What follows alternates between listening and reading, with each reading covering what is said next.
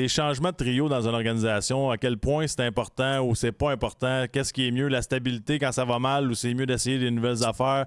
Dans ta carrière, toi, qu'est-ce que tu aimais le mieux? Ben, moi, j'ai toujours été un fervent de stabilité, là, autant pour créer une chimie le plus possible avec tes coéquipiers, tes compagnons de trio. Mais il y a toujours une limite. C'est comme souvent, c'est est-ce qu'on a besoin d'une étincelle en tant qu'équipe?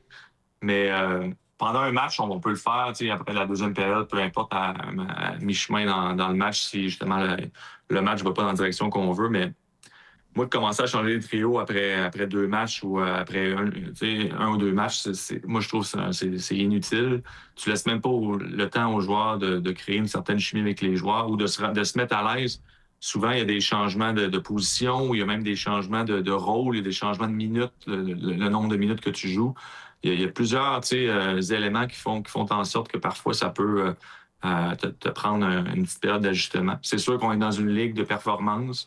Tu ne veux pas attendre non plus un nombre illimité de matchs. Ben, moi, j'ai eu la chance de jouer quand même assez longtemps avec le même compagnon de trio à gauche. Fait que c'est sûr que de ce côté-là, moi, quand tu établis une chimie, c'est beaucoup plus facile. Puis après ça, tu sais où ce que tu t'en vas, tu sais quelle sorte de jeu faire, qu'est-ce qui fonctionne avec lui, qu'est-ce qui fonctionne pas.